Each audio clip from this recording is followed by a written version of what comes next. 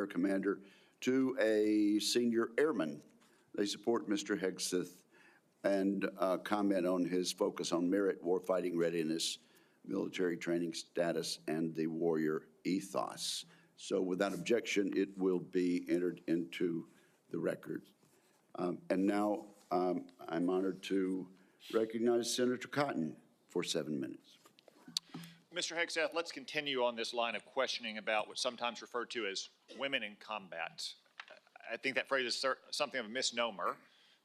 Many members of this committee have served in combat in the last 25 years, to include women and men. I'm sure all those men served with women, whether they were military police officers or they were pilots or whether they were intelligence analysts or medics or what have you. You served. I assume you served with women who were on the front lines as well. Is that correct? Yes, sir. And were those women anything other than skilled, brave, and honorable in their service? They were some of the best soldiers I worked with. So women have been serving in combat for a long time. Women have even been serving in combat units like infantry battalions for a long time in roles like medics or mechanics or what have you. So what we're talking about here specifically is women in ground combat roles in jobs like infantrymen or artillerymen or special forces. Now, until about 10 years ago, that wasn't the case. Under Secretary Panetta, those roles were opened up to women to serve in. Has President Trump indicated at all that he plans to rescind or alter that guidance? You're correct to point out, Senator, that these are the decisions that the Commander-in-Chief will have the prerogative to make. He has not indicated to me that he has plans to change whether or not women would have access to these roles. However, I would point out, ensuring that standards are equal and high is of importance to him and great importance to me. Because in those ground combat roles, what is true is that the weight of the ruck on your back doesn't change. The weight of the 155 round that you have to carry doesn't change. The weight of the 240 Bravo machine gun you might have to carry doesn't change. And so whether it's a man or a woman, they have to meet the same high standards. And Senator, in any place where those things have been eroded or in courses, criteria have been changed in order to meet quotas, racial quotas or gender quotas, that is putting a focus on something other than readiness, standards, meritocracy, and lethality. So that's the kind of review I'm talking about, not whether women have access to ground combat. Okay, so thank you. So you expect no change to that guidance, but as you point out, in these specific jobs, there are irreducible physical demands. We expect our intelligence analysts and our mechanics to be physically fit in the military, but it's different when you're in the infantry or the artillery. You just mentioned a few things. Let me point it out. An artillery shell weighs almost 100 pounds. An Abrams tank round weighs around 50 pounds. The M240 Bravo machine gun with its tripod weighs almost 50 pounds. The average weight of a full kit, ammo, water, commo, body armor for a soldier is over 100 pounds. Nothing you can do can change any of those things, right? That is physical reality. Go ahead. Yes, Senator. And I would say the requirements to handle those things in a ground combat unit, as far as standards, can look different than those of a medic or a drone pilot. And so it's not that it has to be the same standard throughout, it's standards to maximize efficacy of that particular position. Let me read a quote here from one Army officer. While it may be difficult for a 120-pound woman to lift or drag 250 pounds, the Army cannot artificially absolve women of that responsibility. It may still exist on the battlefield. The entire purpose of creating a gender-neutral test was to acknowledge the reality that each job has objective physical standards to which all soldiers should be held, regardless of gender. The intent was not to ensure that women and men will have an equal likelihood of meeting those standards. I assume, based on your testimony, you agree with that Army officer? Absolutely. The standards need to be the same and they need to be high. And they need to be set by the people closest to the problem set, closest to the understanding of what is required by that job. Commanders, commanding officers, and COCOMs and elsewhere who understand the reality of what they face, that's the feedback we should get. That's what should be enshrined and enforced, and no other set of political prerogatives. When I talk about removing politics, ideological or political prerogatives should contribute to those determinations. Nothing other than the execution of the mission. Thank you. For the record, that Army officer was Captain Kristen Greast, the Army's first female infantry officer and one of its first female Ranger School graduates. One final point, you said they need to be objective, gender neutral, and high. That's because the demands are, in fact, very high. The current physical fitness test for the Army has a minimum 2-mile run of 22 miles. Run. And I want the reporter to note that I'm putting run in air quotes, because 22 miles at 2 miles is not running. It may be jogging, it's probably walking fast. Let's move on. We've got a big, 22 minutes. We've got a big audience here. Many of them seem to be patriotic supporters of you, Mr. Hegseth. Some of them seem to be liberal critics of you. I would note that it's only the liberal critics that have disrupted this hearing. As was my custom during the Biden administration, I want to give you a chance to respond to what they said about you. I think the first one accused you of being a Christian Zionist. I'm not really sure why that is a bad thing. I'm a Christian. I'm a Zionist. Zionism is that the Jewish people deserve a homeland in the ancient Holy Land where they've lived since the dawn of history.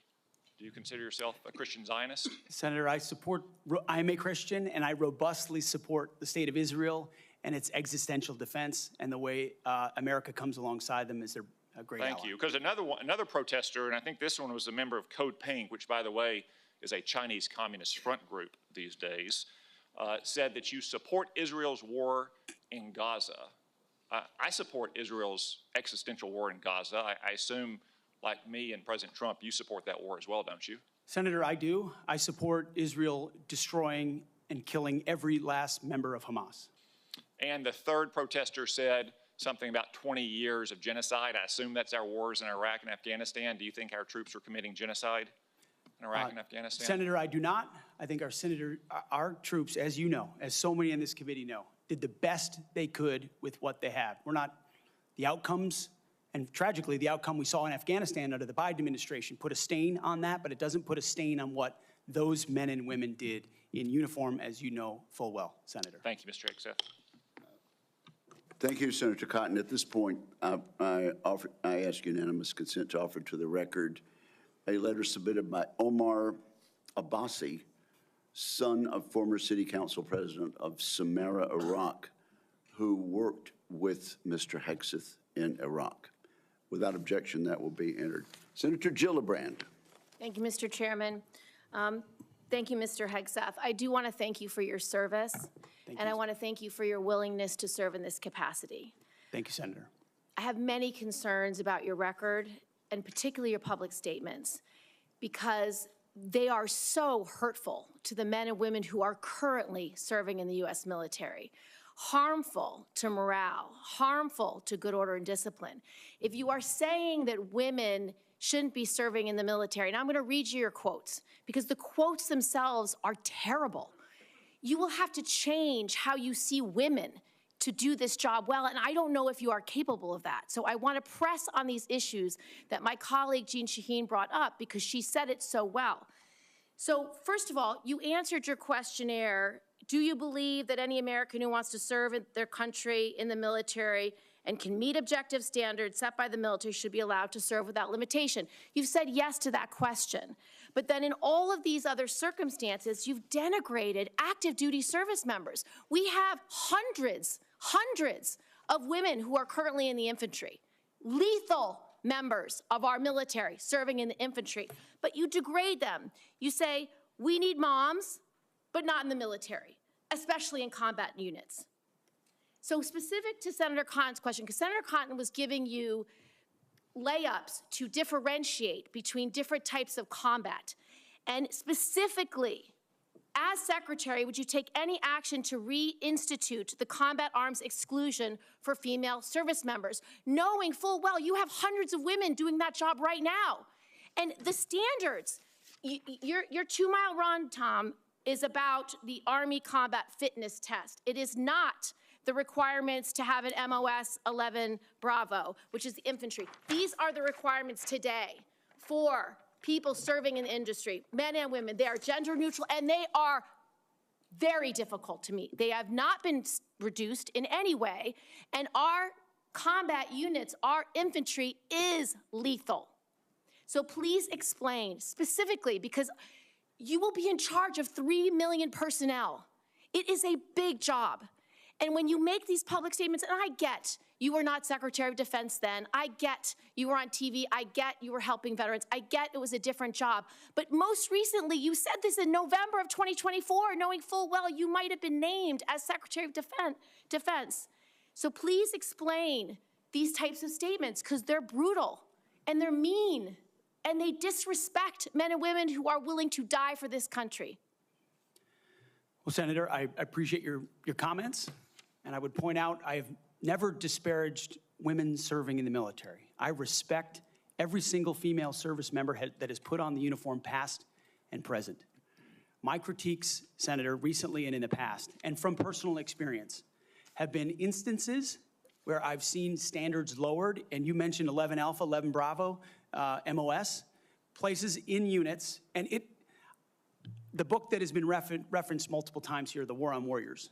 I spent months talking to active duty service members, men and women, low ranks, high ranks, combat arms and not combat arms. And what each and every one of them told me, and which personal instances have shown me, is that in ways direct, indirect, overt, and subtle, standards have been changed inside infantry training units, ranger school, infantry battalions, to ensure that Give me one example. Please give me an example. I get you're making these generalized statements. Commanders meet quotas to have a certain number of female infantry officers or infantry enlisted, and that disparages those women who are incredibly capable of meeting that standard. Commanders do not have to have a quota for women in the infantry. That does not exist. It does not exist. And your statements are creating the impression that these exist, because they do not. There are not quotas. We want the most lethal force. But I'm telling you, having been here for 15 years, listening to testimony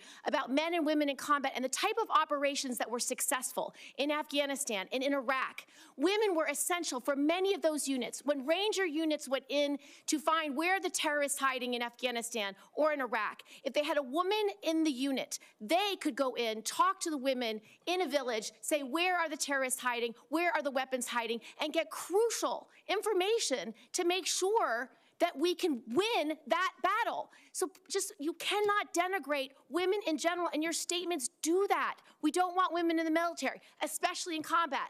What a terrible statement. So please, do not deny that you've made those statements. You have. We take the responsibility of standards very seriously, and we will work with you. I'm equally distressed you would not meet with me before this hearing. We could have covered all of this before you came here, so I could get to the 15 other questions that I want to get to. So women you have denigrated. You have also denigrated members of the LGBTQ community. Did you know that when Don't Ask, Don't Tell was in place, we lost so many crucial personnel, over 1,000 in mission-critical areas. We lost 10% of all our foreign language speakers because of a political policy. You said in your statement, you don't want politics in the DOD. Everything you've said in these public statements is politics.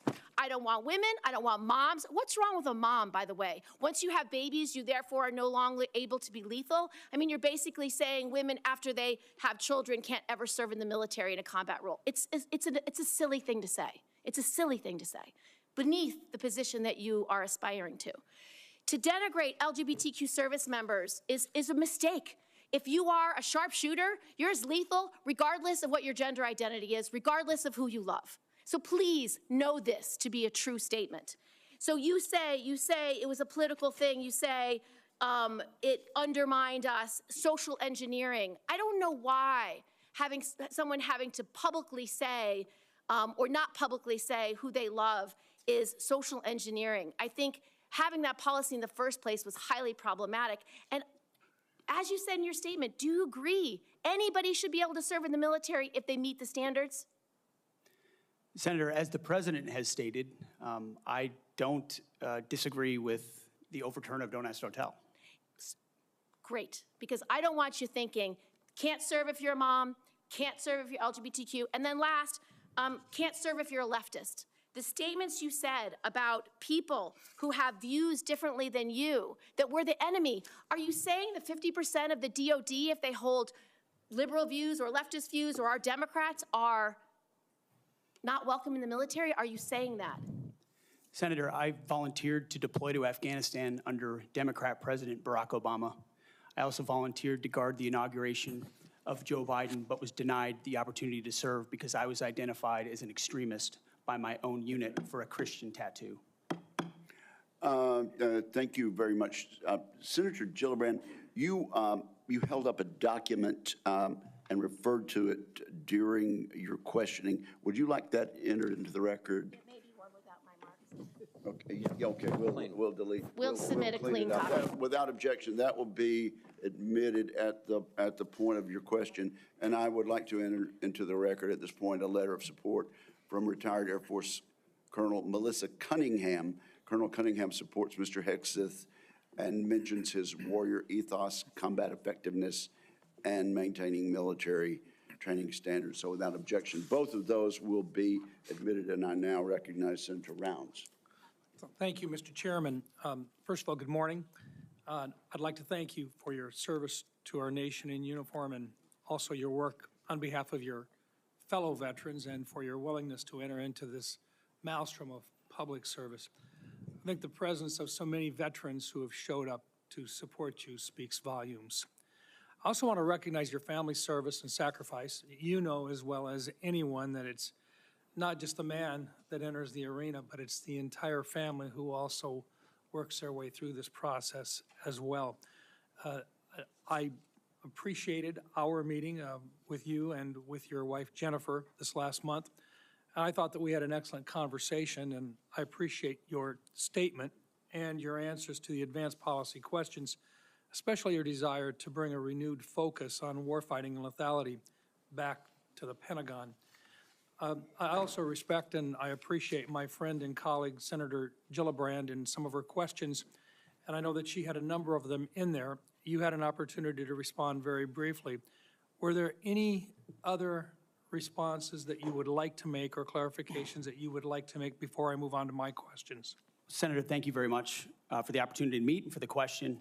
I would also acknowledge you were mentioning female engagement teams, which have shown a great deal of success on the battlefield.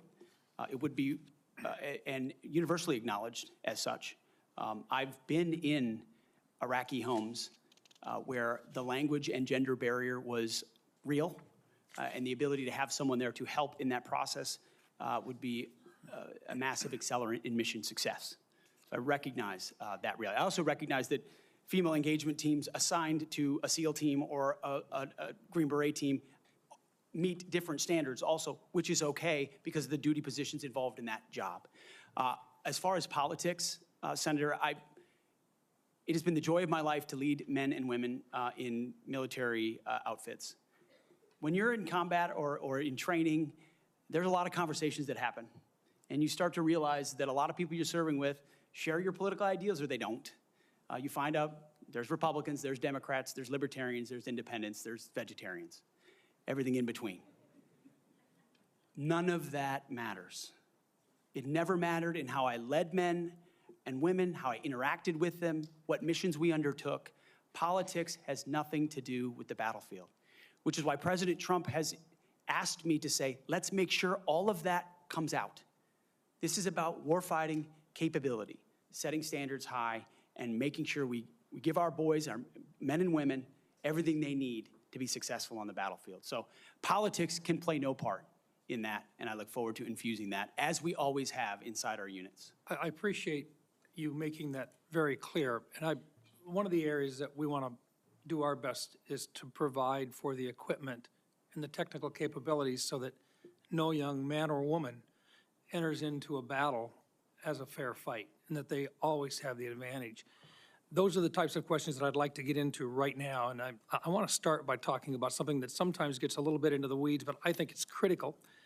Mr. Hegseth, from what I've heard from 24 senior DOD officials in hearings over the last 2 years, including the Secretary of Defense, every service chief, and 8 combatant commanders, is that sharing the portion of the spectrum, and this is in the weeds, I know, but I'm going to ask it to get it on the record, the 3.1 to 3.5 gigahertz band would have extremely serious consequences and very costly consequences on our warfighting capabilities.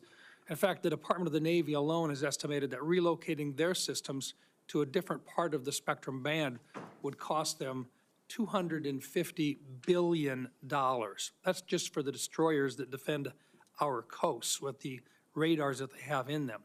If confirmed, what will you do to make sure that the Department of Defense can maintain its access to and the use and to be able to maneuver within the electromagnetic spectrum at home and abroad? And would you be willing to literally go to the mat with the interagency to protect warfighter requirements for the use of the spectrum? Well, Senator, thank you for the question. And my job, in part, will be to go to the mat when necessary for things I believe are an absolute requirement for the Department of Defense and the men and women in uniform. There's no doubt about that. In this particular case, as far as spectrum, I look forward, as I've said before, getting a full class of, because this issue has come up a number of times in meetings. It's critically important with how our warfighters communicate across all services. So I'm going to get a classified briefing immediately about what that would, how it would impact the spectrum if it were to allow other companies or it to be auctioned Rest assured, off. China would love to have our ability to use that part of the spectrum restricted. They would love that. Absolutely right. And so I will go in with eyes only toward ensuring we have the capabilities we need and there's no disruption when I take that brief. Thank you.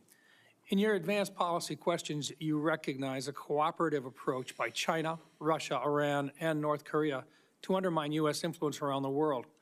As you point out, aggression by any one actor would be an opportunity for others to engage the U.S. on multiple fronts along the continuum of the conflict. As we discussed in my office, neither of us wants to send our troops into a fair fight. We want to make sure that they have every advantage that the United States can give them, and that requires resources and reforms. Given the growing potential of a multi-theater conflict involving near-peer adversaries, what steps would you take to prepare the Department of Defense to simultaneously execute and sustain operations across multiple regions while maintaining readiness and deterrence globally? And I just have to make note, and I want to make it clear, we have language in this year's fiscal year 2025 National Defense Authorization Act calling for a review of the department's operational plans. And I just want to make sure that you're aware of that, and that we will have, if we have a fight with one, the chances are very good that we're going to have two battles or two different battlegrounds at the same time. Senator, which is why I believe our country's incredibly fortunate to have a new commander-in-chief in Donald Trump, who through the strategic approach he has taken with allies and against foes has prevented wars and is determined to do the same. That's our chief job, is deter and prevent wars. My job, should I be confirmed at the Secretary of Defense, is to ensure we have the right prioritization of assets and strategy, and then the tools in the toolbox necessary, the pointiest possible spear for President Trump to wield if necessary as the last resort. So President Trump at the helm, I think, will go a long way in making sure our enemies know there's a new sheriff in town. Thank you. Thank you, Mr. Chairman. And thank you very much, Senator Blumenthal. Thanks, Mr. Chairman.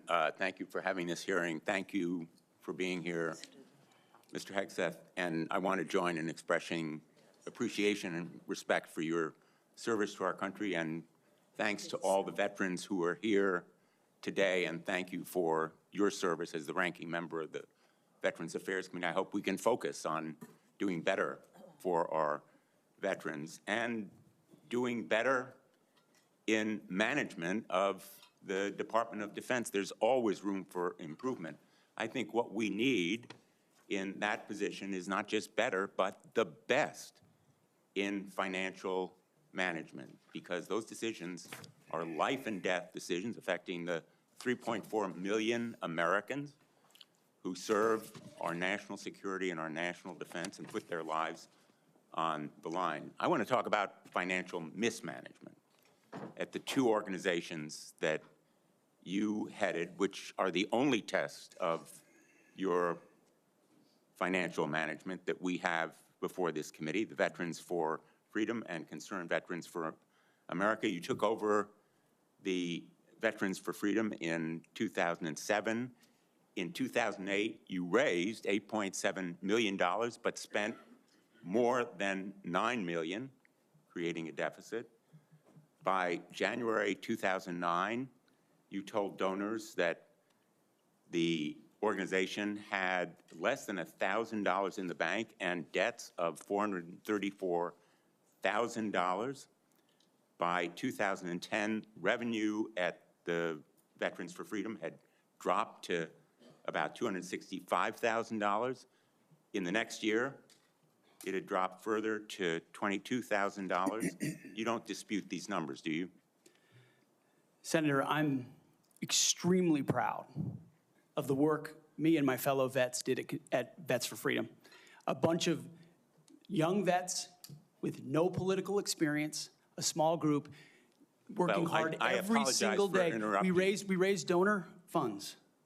And and we have letters submitted for the record from almost everyone that worked with me every single day, including our chief operating officer, who will attest that every dollar we raised was used intentionally toward the execution of our mission, which is supporting the warfighters, exactly why we're here today, the warfighters in the Iraq surge. There was a campaign in 2008, Senator. It was Barack Obama versus John McCain. Ask you another we believed John McCain would be the right person to win, and so we spent more. The tax returns from that organization. I'm glad they're for the record. I'm going to ask to be entered into the record, Mr. Chairman. Without objection. These tax returns are yours. They have your signature. And I'm going to ask that members of the committee review them because they're the only documents. I've asked for others. I've asked for the FBI report that would presumably document, it should have documented, this kind of financial mismanagement. And these are the 990s from that organization. By the year of 2011, donors had become so dissatisfied with that mismanagement, they, in effect, ousted you. They merged that organization with Military Families United, and thereafter, you joined a second organization as executive director. In between, Senator, I went to Harvard University for 2 years and Afghanistan. I want to ask you questions about Concerned Veterans for America. Again, another set of tax returns, the 990s from that organization. I ask they be made part of the record, Mr. Chairman. Without objection, both of those returns are now part of the record. 2011 to 2016. At the end of 2013, shortfall of $130,000. At the end of 2014, shortfall of $428,000. You had a surplus the following year, but then another deficit of $437,000. By the time you left, that organization had deep debts, including credit card transaction debts of about $75,000. That isn't the kind of fiscal management we want at the Department of Defense. We can't tolerate it at the Department of Defense. That's an organization with a budget of $850 billion, not 10 or 15 million, which was the case at those two organizations. And it has command responsibility for 3.4 million Americans. The highest number that you managed in those two organizations was maybe 50 people. Let me ask you, how many men and women now serve in the United States Army? What is Sen's strength? Senator, I would like an opportunity to respond to I've asked you a impugning question. of my leadership of a veterans organization. Concerned Veterans for America, you're on the VA committee, sir, and I appreciate your service there. The VA Accountability Act and the Mission Act were all brainchilds of Concerned Veterans for America. We used our donor money very intentionally and focused to create policy that bettered the lives of veterans. Mr. Hegseth, I'm asking you a very simple question. How many men and women currently serve in the United States Army? Senator, the United States Army, 450,000 on active duty, sir. And how many in the Navy? And the Navy is 425, sir. Well, it's 337 this year. How many in the Marine Corps? 175,000, sir. 172,300. Those numbers dwarf any experience you had by many multiples.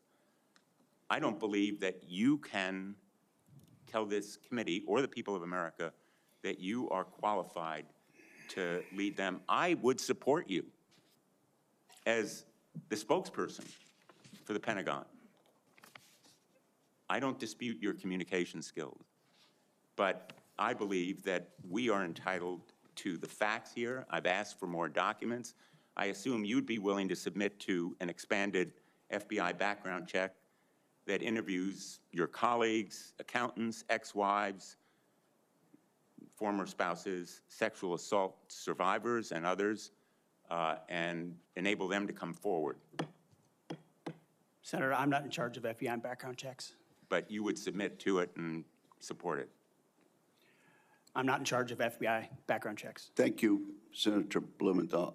I at this point, want to submit a letter from Captain Wade Zirkle, the founder of Vets for Freedom and the person who hired Pete Hegseth to run the organization. Although the 2008 financial crisis dried up fundraising for nonprofits, Captain Zirkle says, and I quote, "Pete responded to this crisis with decisive action by reducing staff and renegotiating all debts with creditors until they were fairly resolved, an impressive feat and a testament to Pete's character." Pete departed VFF in 2010 to take on a new role with Concerned Veterans for America. Pete departed on good terms. Without objection, that will be added to the record. Senator Ernst, you are recognized for 7 minutes. Thank you, Mr. Chair. And I ask unanimous consent to enter into the record a letter submitted by Mr. Mark Lucas, who is a fellow Iowan and Iowa Army National Guard member. Mr. Lucas and I served together in the Iowa Army National Guard. He succeeded Pete Hegseth as Executive Director of Concerned Veterans for America. And in his letter, Mr. Lucas says that Mr. Hegseth, quote, laid a strong foundation that postured CVA for long-term success, end quote. And that Mr. Hegseth, quote, continued to be an invaluable asset to both me as a leader and the organization, end quote. So I would ask for unanimous consent to enter this Washington Times article and the letter from Mr. Mark Lucas into the record. Without objection.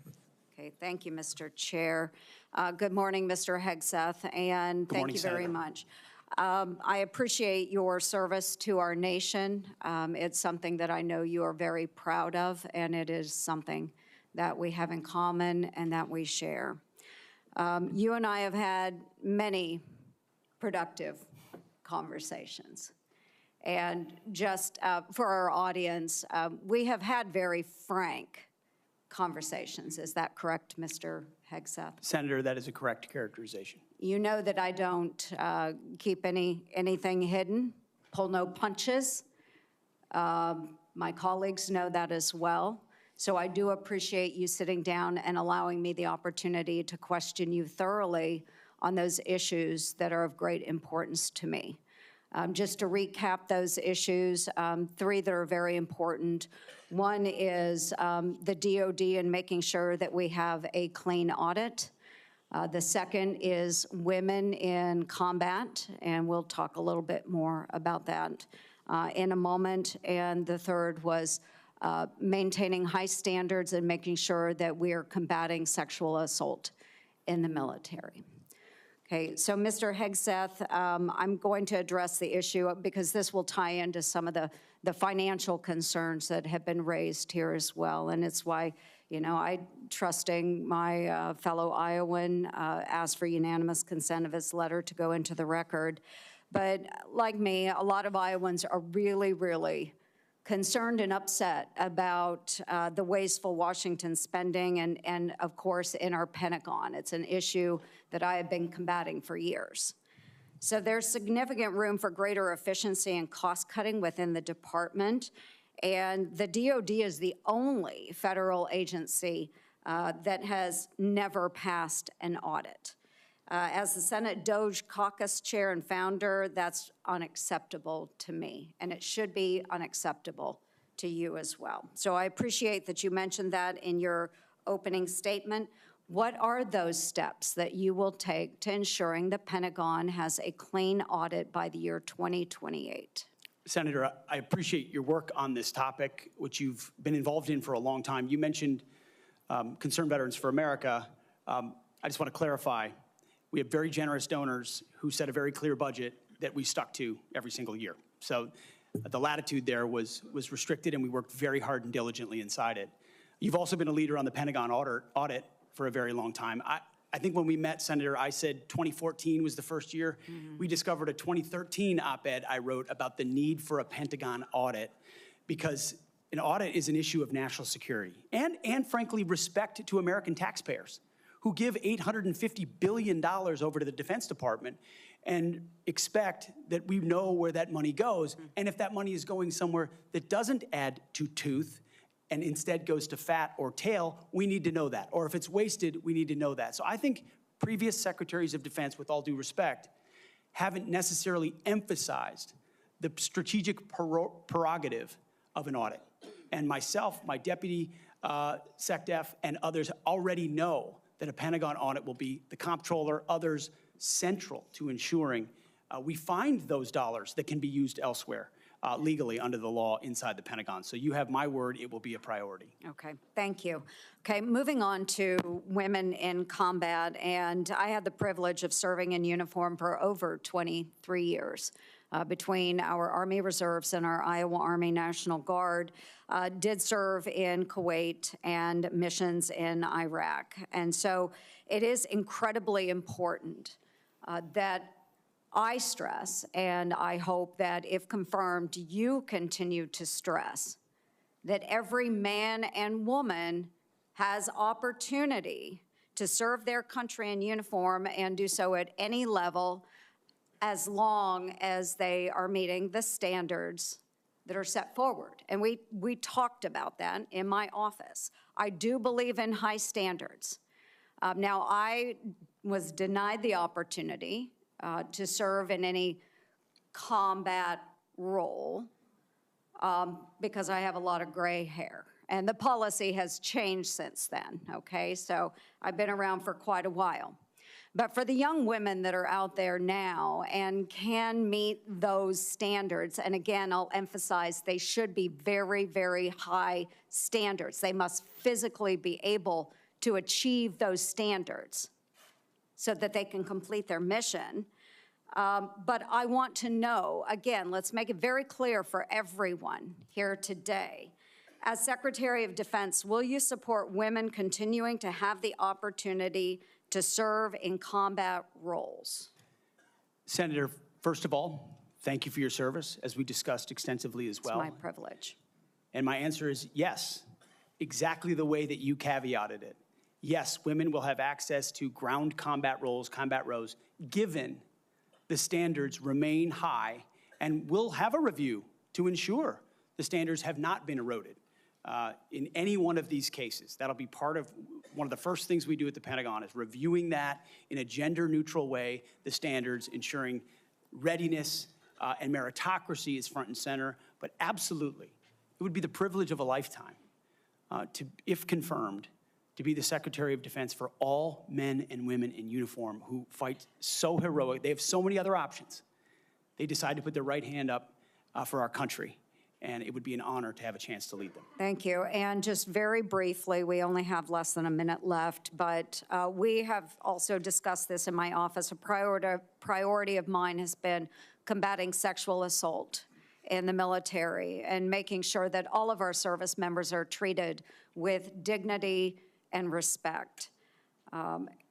This has been so important. Senator Gillibrand and I have worked on this, and we were able to get changes made to the Uniform Code of Military Justice to make sure that we have improvements and on how we address the tragic and life-altering issues of rape, sexual assault. It will demand time and attention from the Pentagon under your watch if you are confirmed. So as Secretary of Defense, will you appoint a senior-level official dedicated to sexual assault prevention and response? Senator, as we have discussed, yes, I will. Okay, and my time has expired. Thank you for your answers. Senator Hirono. Thank you, Mr. Chairman. Mr. Hegseth, welcome. Thank you. I am focused on your fitness to serve, including your character and temperament and your overall qualifications to do the job. And I do appreciate the comments of Ranking Member Reed with his concerns regarding your nomination, because I share those concerns. As part of my responsibility as a member of this committee to ensure the fitness of all nominees to come before any of the committees on which I sit, I ask the following two initial questions. First, since you became a legal adult, have you ever made unwanted requests for sexual favors or committed any verbal or physical harassment or assault of a sexual nature? No, Senator. Have you ever faced discipline or entered into a settlement relating to this kind of conduct? Senator, I was falsely accused in October of 2017. It was fully investigated, and I was completely cleared. I don't think completely cleared is accurate, but the fact is that your own lawyer said that you entered into an NDA and paid a person who accused you of raping her a sum of money to make sure that she did not file a complaint. Moving on. As Secretary, you will be in charge of maintaining good order and discipline by enforcing the Uniform Code of Military Justice, UCMJ. In addition to the sexual assault allegations, and by the way, the answer to my second question should have been yes. I have read multiple reports of your regularly being drunk at work, including by people who worked with you at Fox News. Do you know that being drunk at work is prohibited for service members under the UCMJ? Senator, those Yes are or no? multiple false anonymous reports peddled by NBC Do you News know that run directly drinking on the job contradictory to is the dozens of men and women at not Fox News contemplated Channel on- who I'm not I work hearing- with I'm who not came hearing on the the answer to my record question. and said they've In your never opening seen statement, that. Mr. Hegseth, you commit to holding leaders accountable at all levels. That includes you, of course. And frankly, as Secretary, you will be on the job 24/7. You recently promised some of my Republican colleagues that you stopped drinking and won't drink if confirmed, correct? Absolutely. Will you resign as Secretary of Defense if you drink on the job, which is a 24/7 position? I've made this commitment on behalf of Will the you men and women I'm resign as serving. Secretary of Defense I've if made this you commitment drink on on the behalf of job? the men and women I'm serving. I'm not because it's the hearing- most important deployment I'm not of my hearing an life. answer to my question, so I'm going to move on. While you have made that commitment, you will not commit to resigning if you drink on the job. As Secretary of Defense, you will swear an oath to the Constitution and not an oath to any man, woman, or president, correct? Senator, on multiple occasions, including as a young second lieutenant, I have sworn an oath to the Answer is Constitution, yes. and I'm proud to do so. Yes, ma'am. In June of 2020, then President Trump directed former Secretary of Defense Mark Esper to shoot protesters in the legs in downtown D.C., an order Secretary Esper refused to comply with. Would you carry out such an order from President Trump? Senator, I was in the Washington, D.C. National Guard unit that was in Lafayette Square during those Would you events, carry holding out a an riot order to shield on shoot behalf of my protesters country. in the legs? I saw 50 as Secret Service directed agents to get injured Secretary by Esper? rioters trying to jump over the fence, set Again, the church on fire, and destroy You know a what, statue. that sounds to me that you will Chaos. comply with such an order. You will shoot protesters in the leg. Moving on. President-elect has attacked our allies in recent weeks, refusing to rule out using military force to take over Greenland and the Panama Canal, and threatening to make Canada the 51st state. Would you carry out an order from President Trump to seize Greenland, a territory of our NATO ally Denmark, by force, or would you comply with an order to take over the Panama Canal? Senator, I will emphasize that President Trump received 77 million votes to be the lawful We're not commander-in-chief of talking this about the country. election. My question is, would you use our military to take over Greenland or an ally of Denmark? Senator, one of the things that President Trump is so good at is never strategically tipping his hand. And so I would never in this public forum give one way or another direct what orders the president would give me in any context. That sounds to me that you would contemplate carrying out such an order to basically invade Greenland and take over the Panama Canal. Current DoD policy allows service members and eligible dependents to be reimbursed for travel associated with non-covered reproductive health care, including abortions. Will you maintain this common sense policy? Senator, I've always been personally pro-life. I know President Trump has as well, and we will review all policies. But our standard is whatever the president wants on this particular Okay, issue. so With my advice, I will take a if look the at. president But tells you that this I don't common believe sense the federal- policy will not be maintained, you will not enable our service members to seek reproductive care. So it I sounds don't like to believe the me. federal government I'm should not be hearing funding answers to my questions, travel for Mr. abortion. Chairman. I just want to note that the other area that of serious concern to me is President Trump saying that he wants to use the military to help with mass deportations, which will cost billions of dollars. And what that will do to readiness is very, very concerning. Mr. Hegseth, I have noticed a disturbing pattern. You previously have made a series of inflammatory statements about women in combat, LGBTQ service members, Muslim Americans, and Democrats. Since your nominations, however, you have walked those back on TV in interviews and most recently in your opening statements. You are no longer on Fox and Friends, Mr. Hegseth. If confirmed, your words, actions, and decisions will have real impacts on national security and our service members' lives. There are close to 3 million personnel in the Department of Defense, $900 billion budget. I hardly think you are prepared to do the job. Thank you, Mr. Chairman. Senator, Thank you. That wasn't a question, Mr. Hegseth. Thank you, Senator Rono. Senator Sullivan. Thank you, Mr. Chairman and Mr. Hegseth.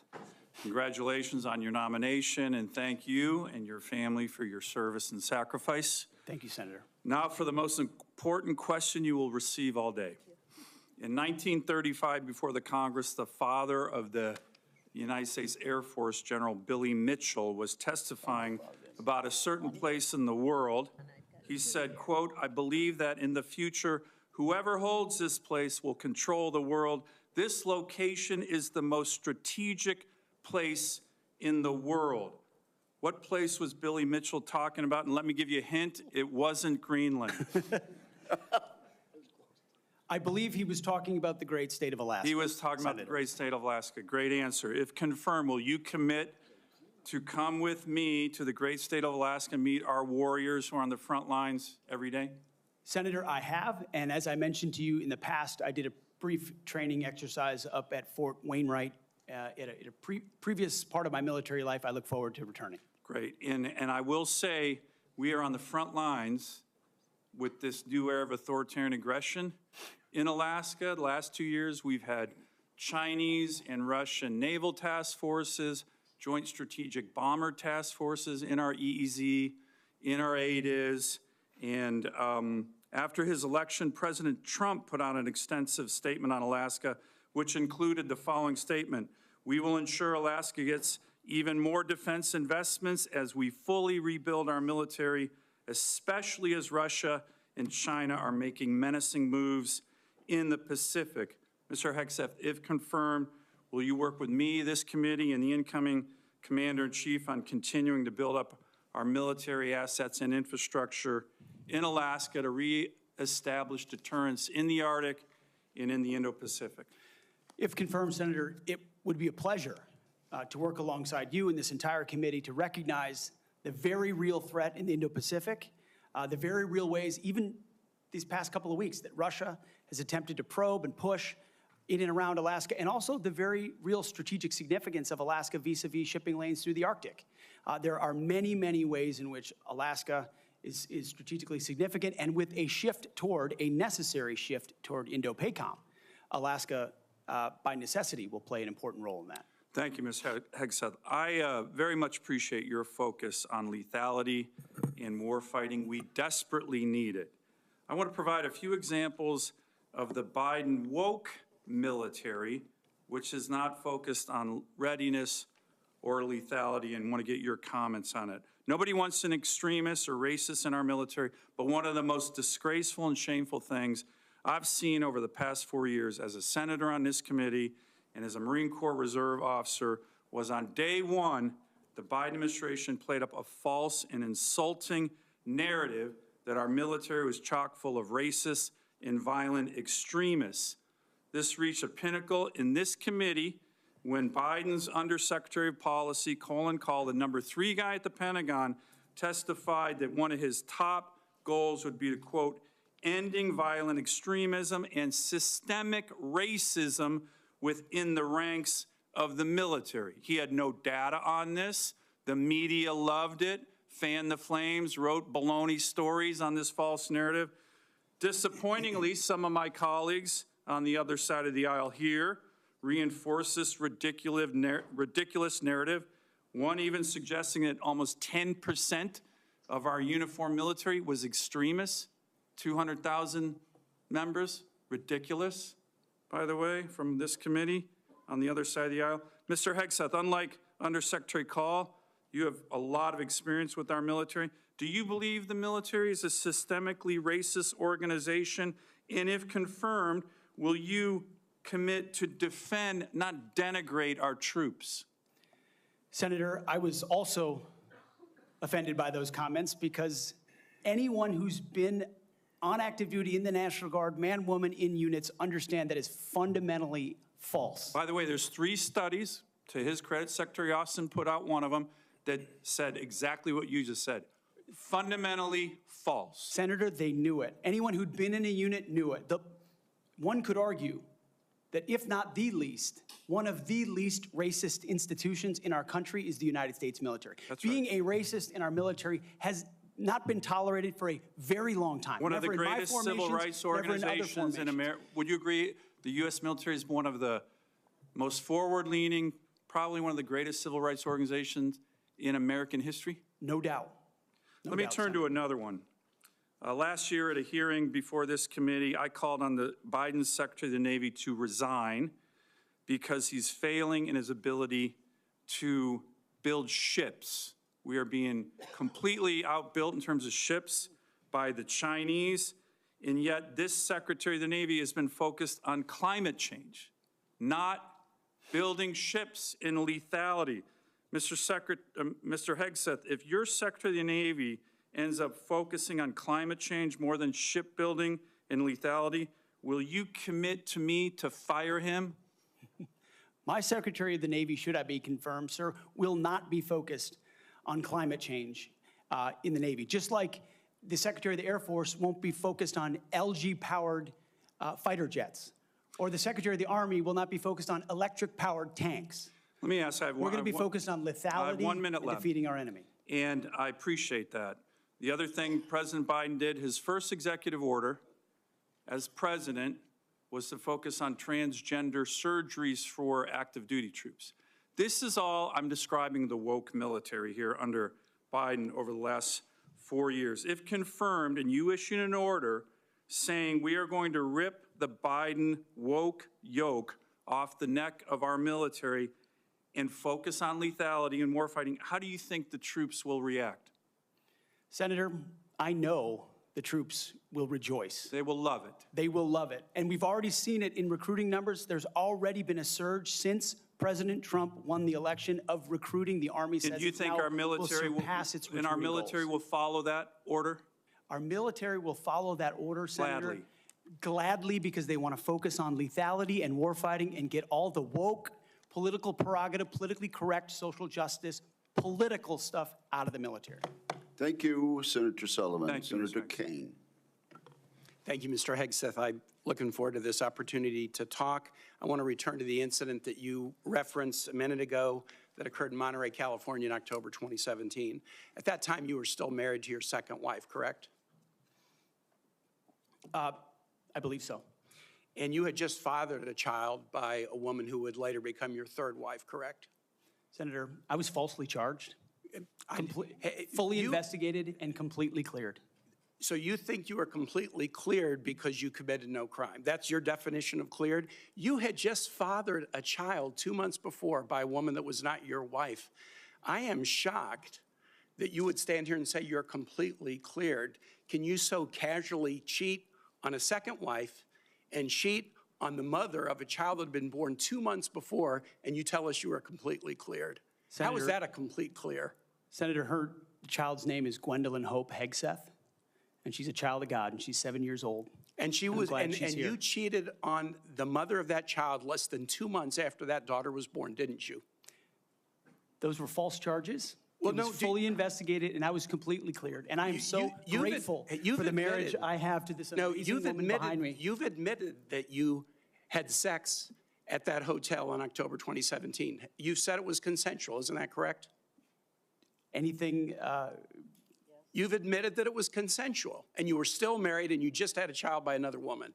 again, How do you explain your completely judgment? false charges against me, You fully investigated, and I was completely cleared. You have admitted that you had sex while you were married to wife 2 after you just had fathered a child by wife 3. You've admitted that. Now, if it had been a sexual assault, that would be disqualifying to be Secretary of Defense, wouldn't it? It was a false claim then and a false claim now. If it had been a sexual assault, that would be disqualifying to be Secretary of Defense, wouldn't it? That was a false claim. So Just you talking can't, about a hypothetical. so you can't tell me whether someone who has committed a sexual assault is disqualified from being Secretary of Defense? Senator, I know in my instance, and I'm talking about my instance only, it was a false claim. But you acknowledge And you it was cheat, but you fully acknowledge investigated. that you cheated on your wife and that you cheated on the woman by whom you had just fathered a child. You have admitted that. I will allow your words to speak for themselves. You're not retracting that today. That's good. I assume that in each of your weddings, you've pledged to be faithful to your wife. You've taken an oath to do that, haven't you? Senator, as I've acknowledged to everyone in this committee, not a perfect person, not claiming to But be. no, I just asked a simple question. You've taken an oath, like you would take an oath to be Secretary of Defense in all of your weddings to be faithful to your wife. Is that correct? I have failed in things in my life, and thankfully I'm redeemed by my Lord and Savior, Jesus Christ. In finalizing divorces from your first and second wives, were there non-disclosure agreements in connection with those divorces? Senator, not that I'm aware of. If there were, would you agree to release those first and second wives from any confidentiality agreement? Senator, it's not something I'm aware of. But if there were, you would agree to release them from a confidentiality agreement? Senator, that's not my responsibility. Did you ever engage in any acts of physical violence against any of your wives? Senator, absolutely not. But you would agree with me that if someone had committed physical violence against a spouse, that would be disqualifying to serve as Secretary of Defense, correct? Senator, absolutely not have I ever done that. You would agree that that would be a disqualifying offense, would you not? Senator, you're talking about a hypothetical. I don't think it's a hypothetical. Violence against spouses occurs every day.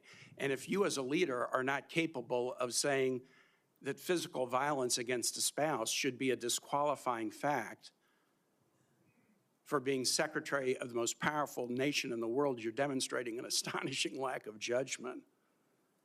The incident in Monterey led to a criminal charge, a criminal investigation, a private settlement, and a cash payment to the woman who filed the complaint. And there was also a non-disclosure agreement, correct? It was a confidential settlement agreement off of a nuisance lawsuit. Right. During an interview, you claimed that you settled the matter because you were worried that if it became public, it might hurt your career. Do you maintain that you were blackmailed? Senator, I maintain that false claims were made against me. And ultimately, Your attorney those used false the claims, phrase, I have the opportunity to attest my innocence in those false claims. But you didn't reveal any of this to President Trump or the transition team as they were considering you to be nominated for Secretary of Defense. You didn't reveal the action. You didn't reveal the criminal complaint. You didn't reveal the criminal investigation. You didn't reveal the settlement. You didn't reveal the cash payment. Why didn't you inform the commander-in-chief and the transition team of this very relevant event?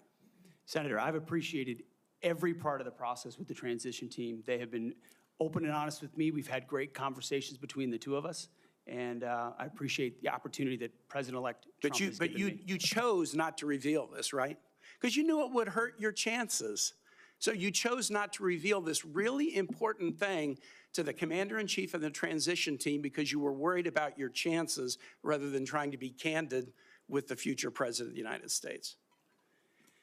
Are there any other important facts that you chose not to reveal to the president-elect and his team as they were considering you to be Secretary of Defense? Senator, I sit here before you an open book, as everyone who's watched this process. With multiple non-disclosure and confidentiality agreements tying the hands of many people who would like to comment to us. Much has been made of your workplace behavior as a leader of nonprofit veterans organizations and as a Fox News contributor. Were you fired from either of the leadership positions with the nonprofits? I was the leader. I was the CEO of Concerned Veterans for America and the executive director of Vets for Freedom. Were you fired from either and I of was them? never fired from a veterans organization. Do you have non-disclosure agreements with either of those organizations? Not that I'm aware of, Senator. Many of your work colleagues have said that you show up for work under the influence of alcohol or drunk. I know you've denied that, but you would agree with me, right, that if that was the case, that would be disqualifying for somebody to be Secretary of Defense. Senator, those are all anonymous false claims, and the totality they're not anonymous. The letters on the record here. They're not anonymous. On the record, people We've seen records with names attached to them. Vets for Freedom, Concerned Vets for America, and Fox News attributing to me working hard every day on behalf of one of your mission. colleagues said that you got drunk at an event at a bar and chanted, "Kill all Muslims." Another colleague, not anonymous, we have this, said that you took coworkers to a strip club. You were drunk, you tried to dance with strippers, you had to be held off the stage, and one of your employees in that event filed a sexual harassment charge as a result of it. Now, I know you denied these things, but isn't that the kind of behavior that, if true, would be disqualifying for somebody to be Secretary of Defense? Senator, anonymous false charges. They're not anonymous. And I'll just conclude and say this to the chairman. You claim that this was all anonymous. We have seen records with names attached to all of these, including the name of your own mother. So don't make this into some anonymous press thing. We have seen multiple names of colleagues consistently throughout your career that have talked about your abusive actions, Chairman, attitudes, I think he's words, over and his time. statements He's to way women. over his time. I now yield. And thank you very much. I now ask unanimous consent to enter into the record a family court order concerning the appointment of parenting time between Mr. Hegseth and Mrs. Samantha Hegseth. It states that there were no claims of domestic abuse or probable evidence of abuse in the relationship. Without objection, that will be added to the record. And we now move to Senator Kramer. Thank you, Mr. Chairman. Thank you, Mr. Hegseth, for your service, for your willingness to endure this. And I'm sorry for what has been happening to you, particularly the very idea that you should have to sit there and answer hypothetical potential, in somebody's imagination, crimes that may take place at some point, and wouldn't that disqualify you if you were a murderer or if you were a rapist? Unfair, and I'm embarrassed for this behavior. But first, I want to say thank you for your strong proclamation, unapologetic proclamation of faith in Jesus Christ. I sat here and listened to your opening statement and thought, wow, this is a guy who in today's culture is willing to stand up and say the first thing is first, faith in Jesus Christ. And I was reminded of what Christ said in Matthew, seek ye first the kingdom of God and his righteousness, and these things shall be added unto you. You are going to have a great future as our secretary, and I look forward to that day happening. I also want to get back to, you mentioned, and it got rather dismissed quickly, pivoted, as a lot of things do. You'd mentioned that you were not able to serve with your National Guard unit in the protection of the inauguration of Joe Biden because of a tattoo, a Christian tattoo. Can you elaborate just a little bit on what is this very offensive, extremist, racist tattoo that you have? It's a tattoo I have right here, Senator. It's called the Jerusalem Cross. It's a historic Christian symbol. In fact, interestingly, recently I attended briefly the memorial ceremony of former President Jimmy Carter. On the floor of our National Cathedral, on the front page of his program, was the very same Jerusalem Cross. It is a Christian religious symbol.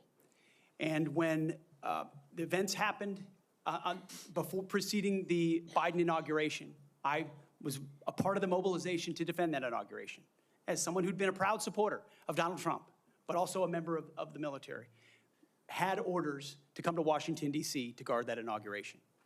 And at the last minute, those orders were revoked. I'd never had orders revoked before. I'd been on orders to a lot of places to do a lot of difficult and dangerous things. They were revoked, and I was not told why. Later, when I wrote my book, I was able to get information. It was because I had been identified. Someone who'd served in Iraq, in Afghanistan, in Guantanamo Bay, holding a riot shield outside the White House. I'd been identified as an extremist, as someone unworthy of guarding the inauguration of an incoming American president. And if that's happening to me, Senator, how many other men and women, how many other patriots, how many other people of conscience? We haven't even talked about COVID and the tens of thousands of service members who were kicked out because of an experimental vaccine. In President Trump's Defense Department, they will be apologized to, they will be reinstituted with pay and rank. Things like focusing on extremism, Senator, have created a climate inside our ranks that feel political when it hasn't ever been political. Those are the types of things that are going to change. And Senator Sullivan, you mentioned that study. After a whole study was held, extremism working group study, 100 extremists were identified in the ranks of 3 million. And most of those were gang-related. So it was a made-up boogeyman to begin with. You, Mr. Hegseth, are not the extremist. The people who would deny you your expression of faith are the extremists. They're the racists. They're the bigots. You're the one that is protecting their right to be one. Thank you for that. I want to go to another point in your opening statement, and it's summarized in this beautiful one-sentence paragraph. You said, quote, "Leaders at all levels will be held accountable, and warfighting and lethality and the readiness of the troops and their families will be our only focus." At that moment, in my mind's eye, I heard soldiers, airmen, Marines, sailors, guardians from the Pentagon to the Pacific and everywhere in between applaud. Applaud. And they're thinking, it's about time. I can get on board with that idea. And quite honestly, and I want to get to this because I think it's so important. I would say, I don't know, just about maybe everyone, I'm trying to think of an exception to this, that wears the uniform that has ever come before this committee or that I've met with privately, publicly, that I've been on tours with, that I've traveled with, that wear the uniform, whether it's with 4 stars or no stars, agrees with that statement. And I just want to caution you, and I'd be interested in your feedback on this. You know, there's been a lot of talk about firing woke generals, creating the purge group, and all those things you and I have talked about. I would say give those men and women a chance under new leadership. You know, my favorite painting in the rotunda is of George Washington retiring his commission, establishing on day one, a man who could have been king, chose to be a civilian leader of this country. And I just would encourage you to trust them first, and look forward to them saluting the civilian leadership of this country. So just maybe if you could spend a minute just elaborating a little bit about the wokeness, where it comes from, and who will be held accountable. The wokeness comes not from the uniform ranked, Senator, but from the political class. On day one, on January 20th, when President Trump is sworn in, he will issue a new set of lawful orders. And the leadership of our services will have an opportunity to follow those lawful orders or not. Those lawful orders will not be based on politics. They will be based on readiness, accountability, standards, and lethality. That is the process by which leaders will be judged. And accountability is coming, because everybody in this room knows, if you're a rifleman and you lose your rifle, they're throwing the book at you. But if you're a general who loses a war, you get a promotion. That's not going to happen in Donald Trump's Pentagon. There will be real standards for success. Everyone from the top, from the most senior general to the most lowly private, will ensure that they're treated fairly, men and women, inside that system. I also just want to commend you for your answers to Senator Fisher's questions about nuclear deterrence, but I also appreciate the fact that you emphasize reputational deterrence, because deterrence is not a weapon system, it is an attitude, and you project an attitude of deterrence. Thank you. Thank you, Mr. Chairman. Thank you, Senator Kramer. Senator King. Thank you, Mr. Chairman. Mr. Hegseth, welcome to the committee. Thank you, Senator. You've made several references to your religion today. I share that devotion to Christianity, but I must say I've been reminded somewhat of Saul on his way to Damascus. You seem to have been converted over the last several weeks and several months. You wrote in your book just last year that, but if we're going to, this is the book, War on Warriors, but if we're going to send our boys to fight, and it should be boys, we need to unleash them to win. Later on, our boys should not fight by rules written by dignified men. Which is it? Is it only boys can fight? I mean, you've testified here today that you believe in women in combat, but you didn't just last year. How do you explain your conversion? Senator, my testimony is clear. Writing a book is different than being Secretary of Defense, and I look forward to leading the men and women of our military. And my comment there, Senator, was about the burdensome rules of engagement that members of our generation, men and women, have seen on the battlefield. And one thing President Trump changed in meaningful ways that led to meaningful developments on the battlefield. When President Trump took control in the first term, ISIS was raging across Iraq. And as someone who spent a lot of time there with other men and women who invested in that mission, it was a very difficult moment to see the black flag of ISIS fly. And what President Trump did was untie the hands of warfighters. He changed the rules of engagement, untied the hands of warfighters, and allowed them to complete their mission and crush ISIS. It has not just tactical implications, operational and strategic implications, how you allow warfighters to go about winning and fighting their wars. President Trump understands that, and within the laws of war and the Uniform Code of Military Justice, we are going to unleash warfighters to win wars so that wars don't drag on forever, as our generation has seen. So are you rejecting Title 18 and Title 42, I think, also has provisions that incorporate the Geneva Convention and the laws of armed combat? Are you saying that those laws should be repealed? That is the law of the land right now. Senator, we have laws on the books from the Geneva Conventions into the Uniform Code of Military Justice, and then underneath that you have layers in which standard or temporary rules of engagement are put into place. We fight enemies also, Senator, as our generation understands, that play by no rules.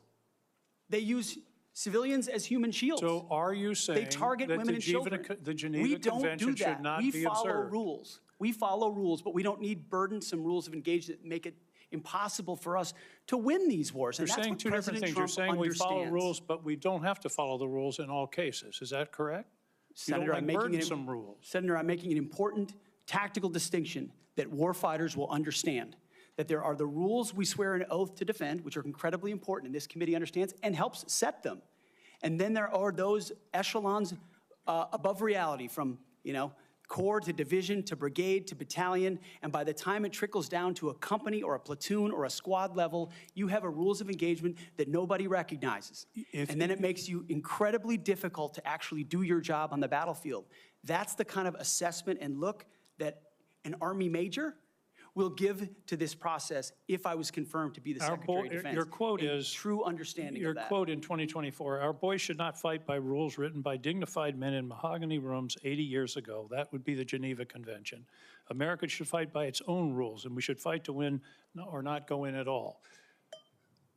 are you saying that the Geneva Convention provisions, which clearly outlaw torture of prisoners, should not apply in the future?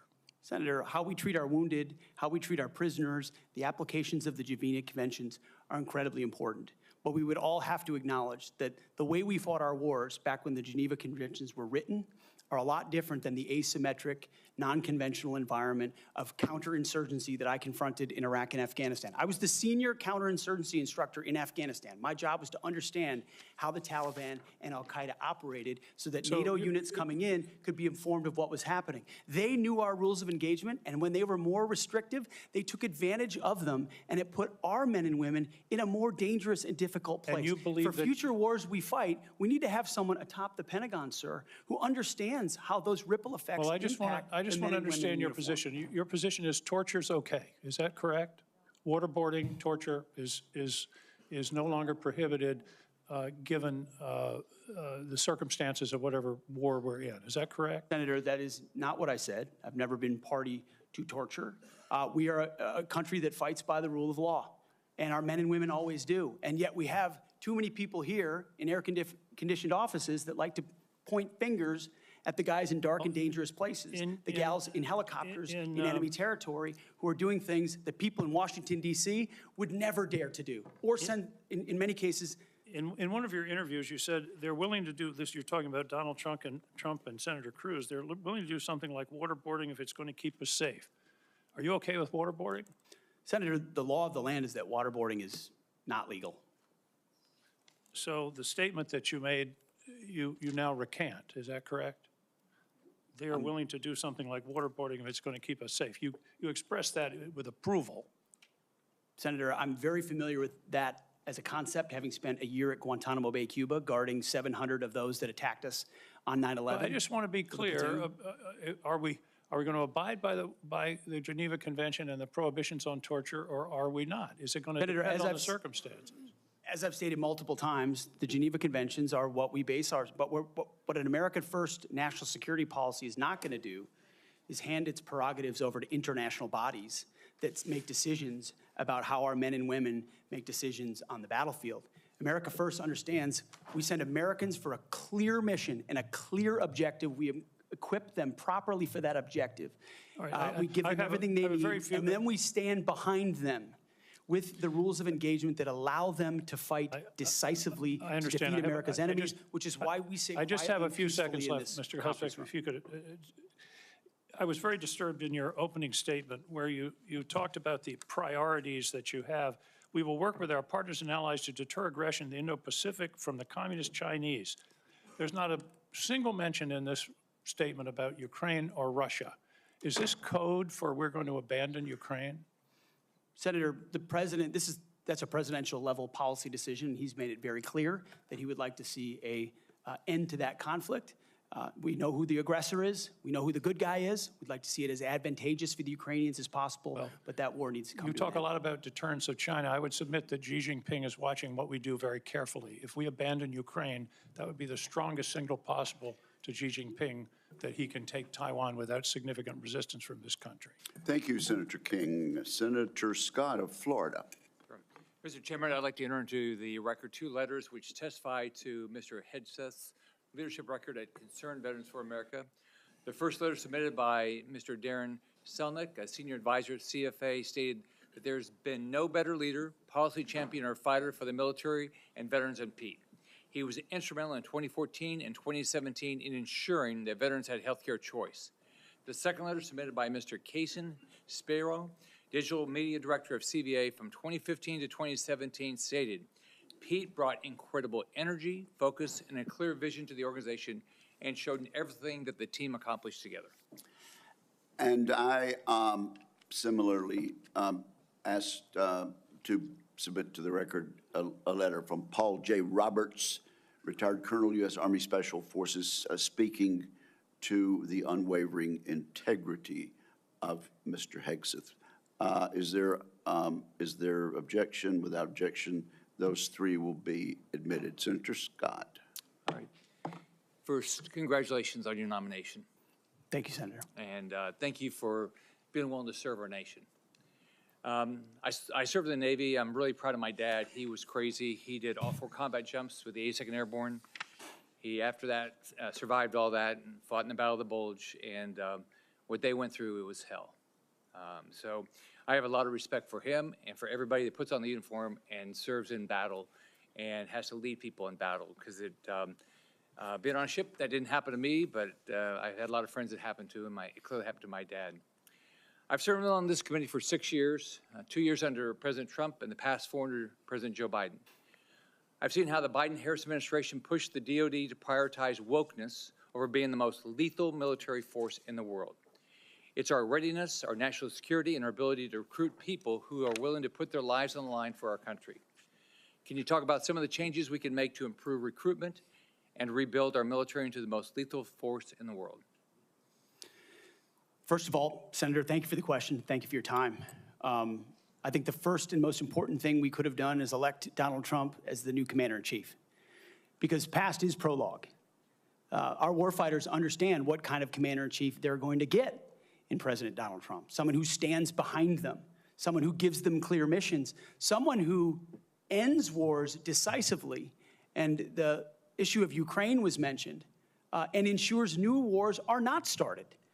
There was a minor incursion under Barack Obama into Crimea, followed by nothing under President Trump, followed by an all-out assault by Vladimir Putin into Ukraine under the Biden administration. That did not happen under Donald Trump. Donald Trump managed the Taliban. Under the Biden administration, Afghanistan collapsed tragically, ending in the lives of 13 at Abbey Gate, who we remember every single day, and no one was held accountable for that. Chinese spy balloons were flying over the country. None of that happened under Donald Trump, and our warfighters understand that. So there's no better recruiter, in my mind, for our military than President Donald Trump.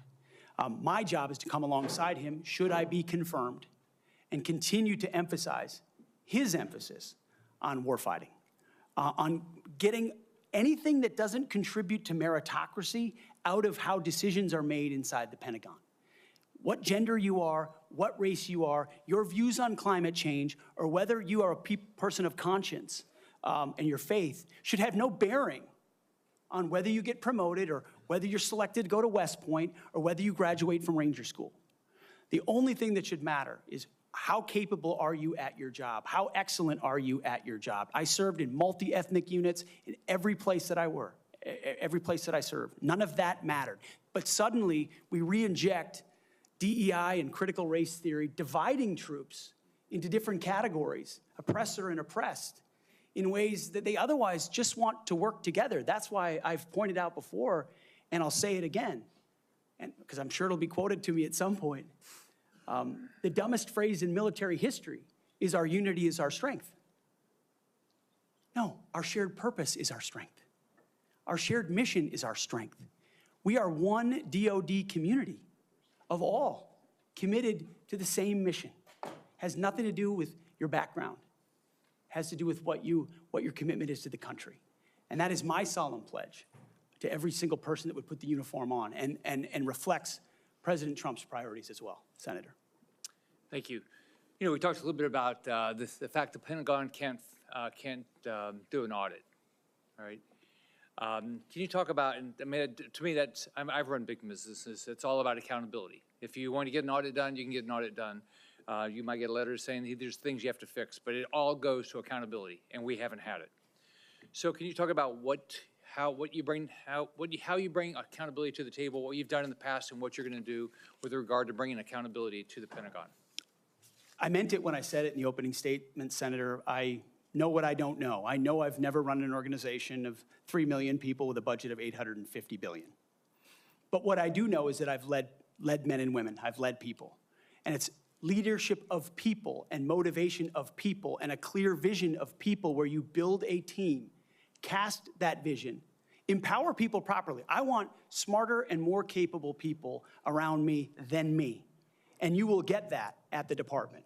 I cast the clear vision, build the plan, work it, we set the metrics, and everyone is held accountable. I know our incoming businessman president believes in accountability and holding people accountable. That will happen at the Pentagon. I mean, this has been a problem for a long time. Secretary Rumsfeld gave a speech on September 10th, 2001 that's mostly forgotten. But it was about the need for acquisition reform, cutting tail to give to teeth to warfighters. And then 9/11 happened. And these are problems that have been persistent for a long time. But now we have new threats. And we need the urgency of this moment. As you said, Mr. Chairman, the most dangerous moment we've been since the end of the Cold War and possibly since World War II. The urgency to do everything possible to get the capabilities into the hands of warfighters, Emergency Powers Defense Production Act, whatever it takes, and an audit is certainly part of it. Why do you want to do this? Why do you want to do this job? What drives you? You have 30 seconds. Because I love my country, Senator, and I've dedicated my life to the warfighters. People see me as someone who hosts a morning show on television. But people that really know me know where my heart's at. It's with the guys in this audience who've had my back, and I've had theirs. We've been in some of the darkest and most difficult places you can ever be in. You come back a different person. And only by the grace of God am I here before you today. I'm doing this job for them, for all of them. Thank you, Mr. Hegseth. Senator Warren.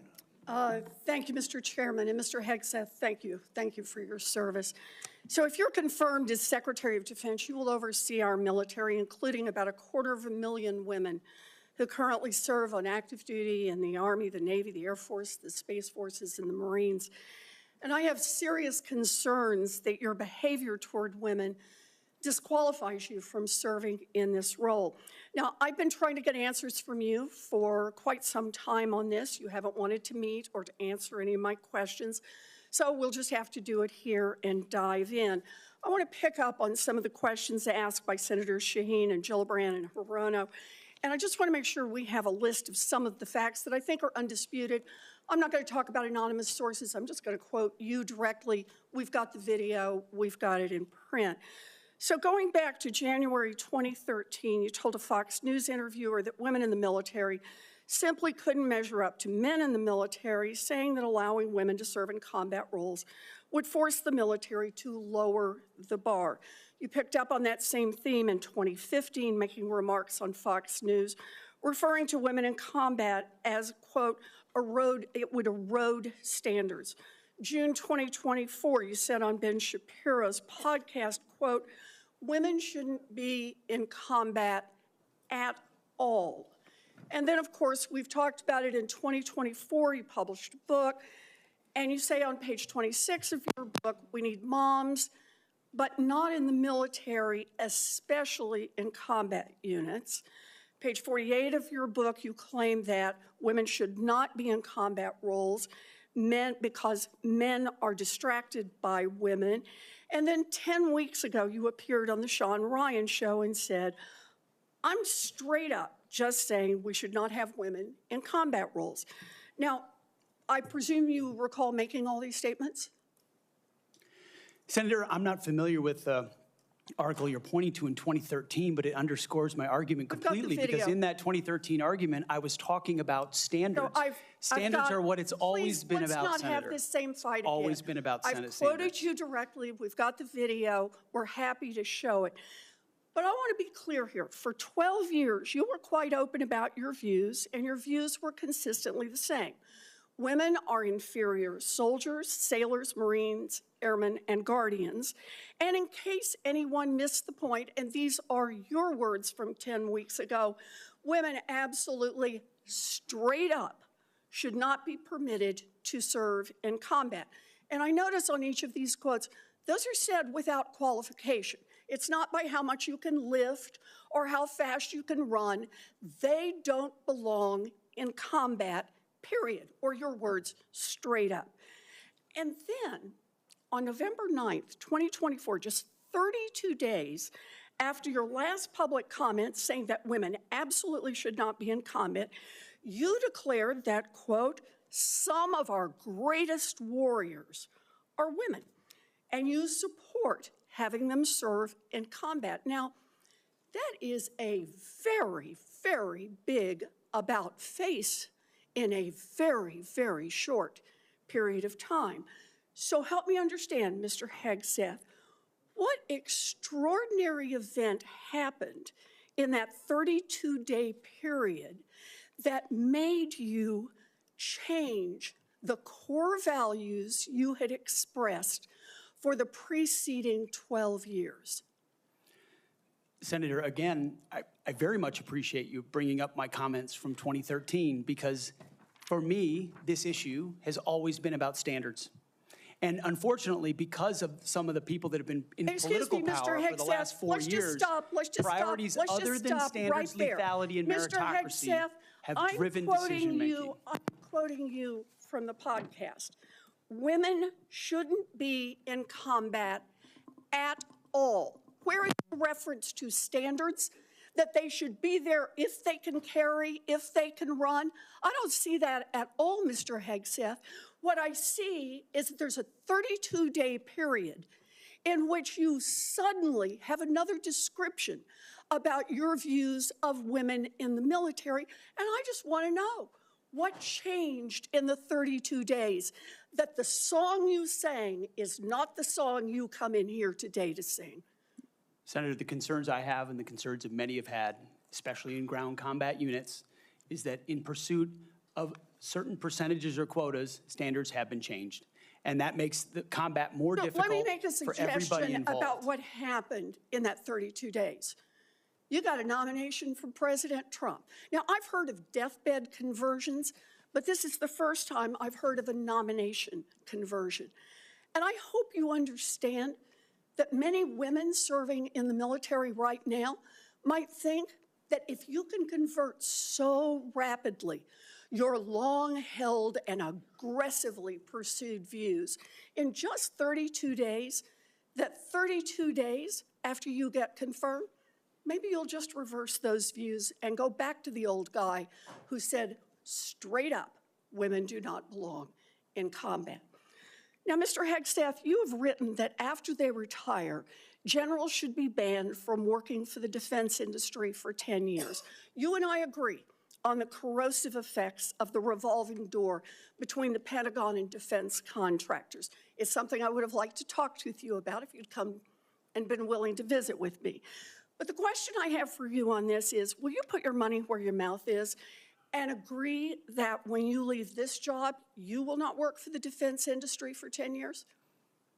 Senator, it's not even a question I've thought about because You can it's think not about one it right that, now. it's not one, my motivation for this job I understand has never that. I been just about need what a could yes or no conceivably here. come next. Time is short. I just need a yes or no. I would consult with the president about what the policy should be In at the Defense other Department. words, you're quite sure that every general who serves should not go directly into the defense industry for 10 years. But you're not willing to make that same pledge? I'm not a general, Senator.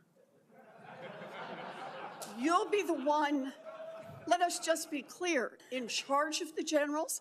So you're saying sauce for the goose, but certainly not sauce for the gander?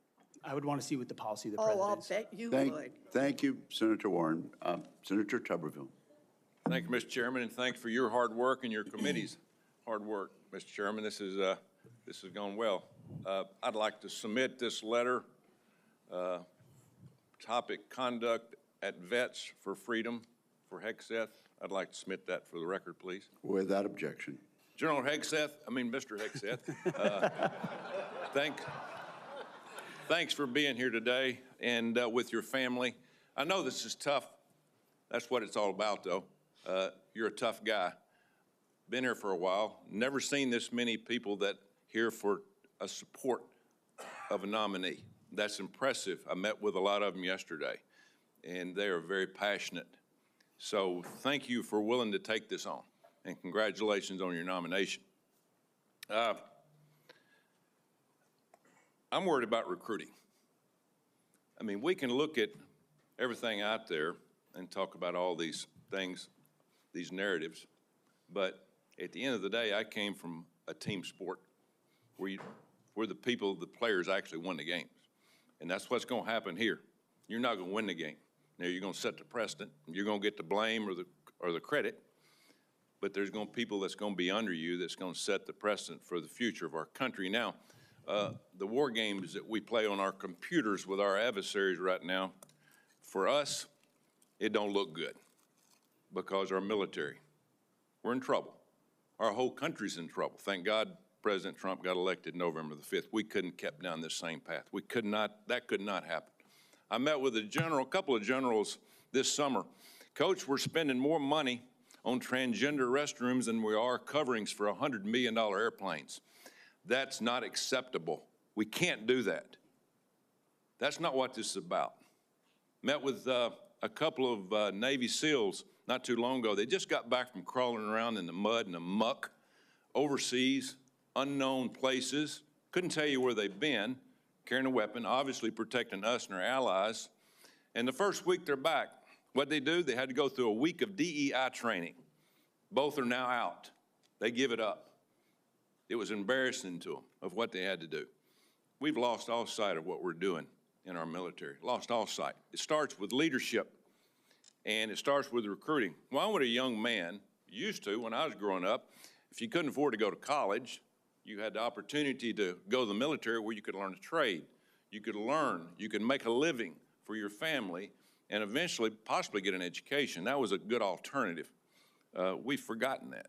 We've forgotten it. We can't give up on our young people. Young people are our number one commodity in this country, and they're the ones that's going to live and die for the freedom of this country in the future. So, again, thank you for taking this on. Recruiting. Our service academies are meant to serve as our primary commissioning source of officers. It now appears that they are a breeding ground for leftist activists and champions of DEI and critical theory. Now, not all, but some, and some is way too much. How are we going to eliminate this, Mr. Hegseth? How are we going to get this back on track to where we grow our leaders? I had a young man that forever he wanted to go to West Point. I got him a nomination, I got him accepted, and he turned it down. He says, Coach, I'm not getting involved with that mess. How are we going to overcome this? Senator, thank you for the question. And I think it comes down to leadership, clear leadership. From President Trump through me, should I be nominated? And that's what soldiers, sailors, airmen, Marines, and Guardians see, is clear leadership. It says, this is what we believe. This is the mission we're going to give you. Here's the equipment we're going to give you, and here's how we're going to support you. Because the military, at a lot of levels, Senator, has been for generations a family business. You know, my grandfather served, my father served, I served, my daughter served. That chain has started to break with generations of people my age and older talking to their kids and grandkids, wondering, pondering, do I want them to serve? Will my country use them responsibly? When that kind of doubt is cast, you get serious recruiting problems like we do right now. You get questions about whether I want my son or daughter to follow my path in West Point, which I've heard multiple times. Would I want and so you have to rip, root, and branch the politics and divisive policies out of these institutions and then focus them on creating and preparing actual future military leadership. West Point traditionally is focused on engineering, and rightfully so, because in our fighting forces across all services, we need the best and brightest minds in engineering, in addition to military studies. That's what I did at ROTC at Princeton, military science. And we need more uniformed members going back into West Point, the Air Force Academy, the Naval Academy, as a tour to teach with their wisdom of what they've learned in uniform, instead of just more civilian professors that came from the same left-wing woke universities that they left, and then try to push that into service academies. When that changes, Senator, I truly believe under Donald Trump, we will have a recruiting renaissance. That sends signals to the world, to our enemies and our allies alike, that America's back. And thankfully, then we have the men and women of our country willing to want to serve. Thank you, and it's about attitude, too, and I love your attitude. You've got to be motivated. You've got to understand that people, they will hook up with you. They will understand and learn under their leaders. Why would you fight for a country that you don't love? That's what I keep hearing from a lot of our college kids that they're getting from these woke universities that they go to. Now, and I worked at a lot of them. That is one of the excuses I get from our kids. We've got to break that. Another one. According to the Pentagon, between 2001 and 2024, the number of civilian employees in the Office of the Secretary of Defense has nearly doubled from 1,500 to 3,000. Civilians on Joint Chiefs has increased from 191 to almost 1,000. Our military end strength goes down, our staff numbers are exploding. What are you going to do about that? Senator, we're going to address that. We won World War II with 7 four-star generals. Today, we have 44 four-star generals. There's an inverse relationship between the size of staffs and victory on the battlefield. We don't need more bureaucracy at the top. We need more warfighters empowered at the bottom. So it's going to be my job, working with those that we hire and those inside the administration, to identify those places where fat can be cut so it can go toward lethality. Thank you, Senator Tuberville. Senator Peters. Thank you, Mr. Chairman. Mr. Hegseth, welcome to this committee. Thank you. You know, we have far too much partisanship in our country right now. I think it's eating away at the fabric of what has always made this country great, about bringing people together from all sorts of backgrounds, all sorts of experiences. And we know that in our motto, together as one, we are strong. And so we in this committee, and certainly I speak for myself, but I think I speak for many of my colleagues, want to take partisanship out of this proceeding as much as we can. I'm not naive. It's out there. I get it. But we've got to try to take that out. And I want you to know that as a member of this committee, I have voted in a bipartisan way for secretaries of defense. I voted for 2 secretaries of defense when Donald Trump was previously president. We had those 2. We had, I think, 5 total secretaries of defense during that 4-year period. So we want to keep that in mind as to what we might see in this coming administration. But I voted, and we voted by a big margin for those folks as well. But part of that was the process and having an opportunity to get to know the person and understand their qualifications and understand the standards. You know, I made repeated requests to meet with you prior to this meeting. I know many of my other colleagues also wanted to meet with you. I did that with the other nominees that I was happy to vote for. I thought they were highly qualified individuals and true professionals. And yet I could never get a meeting with you. Was there a reason you were afraid to have one-on-one meetings with some of my colleagues before the hearing? Senator, I know there was a great deal of outreach to multiple offices. Schedules get full. There's a lot going on. I was ready. And I welcome the opportunity, pending ready. my schedule, to have an opportunity to sit down. I was ready. It would have been so much better to have that opportunity to talk beforehand. I think that's a big mistake, and it doesn't set us on a good course when you refuse to meet with people and have a professional conversation about the huge challenges that we face at the Department of Defense. My colleagues, the folks who introduced you and others, the chairman has mentioned about the management of the DoD is a concern, cost overruns, delays on weapon systems. We need strong management at the Department of Defense, first and foremost. We've got to have someone who's going to grab the reins and give the taxpayers value for having the most lethal fighting force in the world that defends freedoms, but we've got to do it in an efficient way. I've heard about the jobs you've had in the past. Let's just talk about qualifications. I know you had 2 previous positions. How many people reported to you in those positions? Senator, at Vets for Freedom, we were a small upstart. Our focus was just the number, working please. on Capitol Hill, going back to the battlefield, Just the number. warfighters. Just the number, please. We probably had 8 to 10 full-time staff and lots of volunteers. So you had 8. Has there been any other, we've heard about the 2, and certainly there's been a lot of talk about the mismanagement, et cetera, et cetera. I'm just curious, I won't go into that, just curious. So you had 8 there. What's the largest number of people you've ever supervised or had in an organization in your career? Not 3 million, Senator. No, I don't expect that. Very few people have ever had that experience, but how many? It's a straight up question. I think we had over 100 full-time staff at Concerned Vets for America, roughly, with thousands of volunteers. So 100 people. I was also a headquarters company commander, which would have been a couple of hundred. Nothing remotely near the size of the Defense Department, I would acknowledge that. Actually, Senator. not remotely near even a medium-sized company in America, let alone a big company in America, especially a major corporation. And we're hiring you to be the CEO of one of the most complex, largest organizations in the world. We're the board of directors here.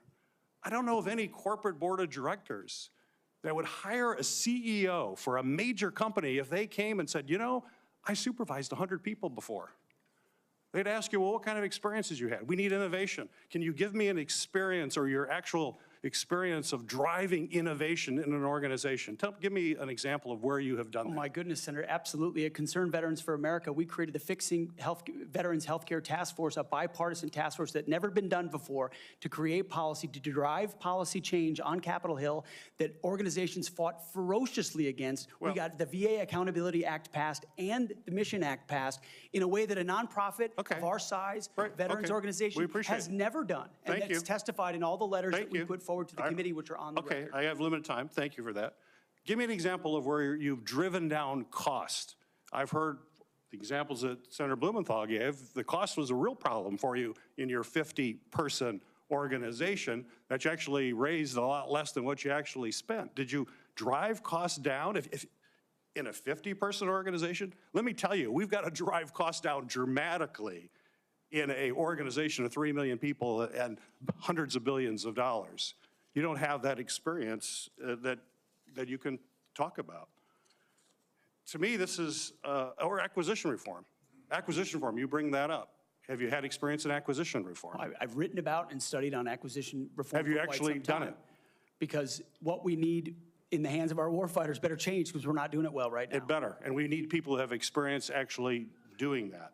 You know, you talk about standards. Again, I'm going to go back to a CEO of the most complex organization in the world. I don't think there's a board of directors in America that would hire you as a CEO with the kind of experience you have on your resume. You talk about standards. You talk about raising or lower, that we have a problem of standards in the DOD, and we have to raise standards for the men and women who serve. Do you think that the way to raise the minimum standards of the people who serve us is to lower the standards for the Secretary of Defense, that we have someone who has never managed an organization more than 100 people is going to come in and manage this incredibly important organization and do it with the professionalism and has no experience that they can tell us that they have actually done that? I have real problems with that. This is not about other issues that are brought up. They're all very important. I'm just about trying to get things done, managing efficiently, and having the best people who have demonstrated that in a large organization. And I'm sorry, but I don't see that in your background. There are a lot of other things you can do very well. You're a capable person, but you have not convinced me that you're able to take on this tremendous responsibility with a complex organization and having little or no significant management experience. Senator, I'm grateful to be hired by one of the most successful CEOs in American history, should I be confirmed. Mr. Hegseth, it seems to me that you've supervised far more people than the average United States senator supervises typically.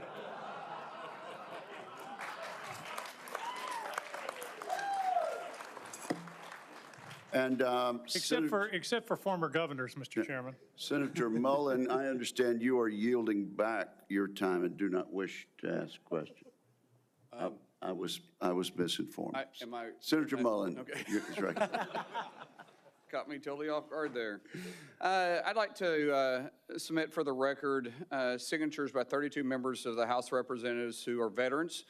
The signatures call on the Senate to honor the constitutional duty of advise and consent by conducting a fair, thorough confirmation process that evaluates his nomination solely on the substance and merits.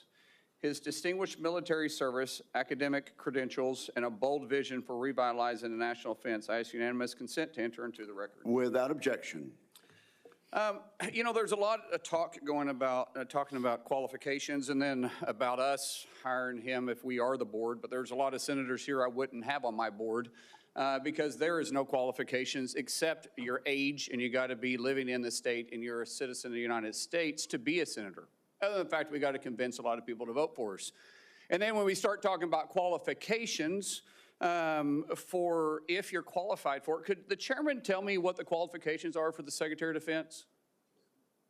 Mr. Chairman, could you tell me what the qualifications are for the Secretary of Defense?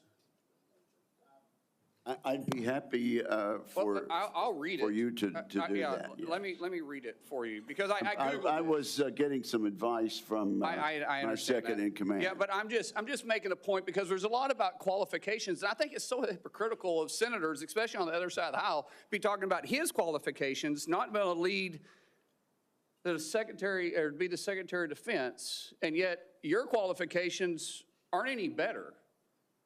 You guys aren't any more qualified to be the senator than I'm qualified to be the senator, except we're lucky enough to be here. But let me read you what the qualifications of the Secretary of Defense is, because I Googled it, and went through a lot of different sites, and really it's hard to see. But in general, the U.S. Secretary of Defense position is filled by a civilian. That's it. If you have served in the U.S. Army Forces and have been in the service for, you have to be retired for at least 7 years, and Congress can weigh that. And then there's questions that the senator from Massachusetts brought up about serving on a board inside the military industry, and yet your own secretary that you all voted for, Secretary of Austin, we had to vote on a waiver because he stepped off the board of Raytheon. But I guess that's okay, because that's a Democrat Secretary of Defense. But you so quickly forget about that. And then Senator Kaine, or I guess I better use the senator from Virginia, starts bringing up the fact that what if you showed up drunk to your job? How many senators have showed up drunk to vote at night? Have any of you guys asked them to step down and resign from their job? And don't tell me you haven't seen it, because I know you have. And then how many senators do you know have got a divorce before cheating on their wives? Did you ask them to step down? No. But it's for show. You guys make sure you make a big show and point out the hypocrisy because the man's made a mistake. And you want to sit there and say that he's not qualified? Give me a joke. I mean, it is so ridiculous that you guys hold yourself as this higher standard and you forget you got a big plank in your eye. We've all made mistakes. I've made mistakes. And Jennifer, thank you for loving him through that mistake. Because the only reason why I'm here and not in prison is because my wife loved me too. I have changed, but I'm not perfect. But I found somebody that thought I was perfect. And for whatever reason, you love Pete, and I don't know why. But just like our Lord and Savior forgave me, my wife's had to forgive me more than once too, and I'm sure you've had to forgive him too. And so thank you.